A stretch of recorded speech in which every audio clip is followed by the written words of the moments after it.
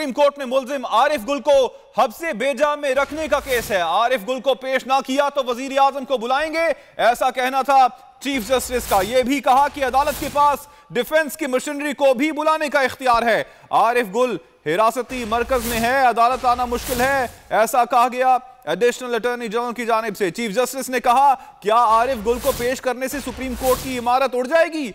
आरिफ गुल की शहरियत का इशू 2019 से अब तक हल क्यों नहीं हुआ?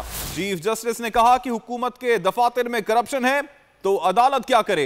एडिशनल अटॉर्नी जनरल और एडवोकेट जनरल केपी की मोहलत की इस्तदा मुस्तरद कर दी गई। हम खबर देंगे आपको, एनसीओसी का लाजमी वैक्सीनेशन के लिए सख्त इकदाम का फैसला। कोरोना की 5वीं लहर ओमिक्रॉन तेजी से फैल रही है। एनसीओसी के मुताबिक 3 रोज में कराची की मस्बत शरह 2 से 6% तक पहुंच गई। वफाकी वजीर असद उमर की जेर सदारत एनसीओसी का इजलास हुआ। वबा की बदलती सूरत हाल, कौमी वैक्सीनेशन मुहिम और बीमारी के फैलाव का जायजा लिया गया। कुछ सियासत के मैदान से आपको खबरें देते हैं। हुकूमत 3 बरसों से अवाम पर जुल्म के रिकॉर्ड कायम करती रही है। PTI IMF बजट की मंजूरी वफाकी काबीना ने दी।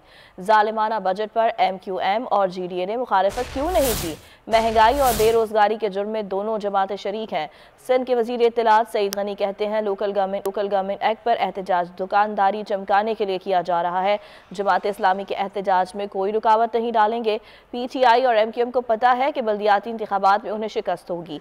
सूबाई वजीर का यह भी कहना था कि जिन कांधों पर ये तकिया किए हुए हैं, अब उन कांधों में भी सकत नहीं रही कि इन पर बुराइयों का बोझ उठा सके। सब्सक्राइब करें और बेल दबाएं ताकि कोई खबर रह न जाए।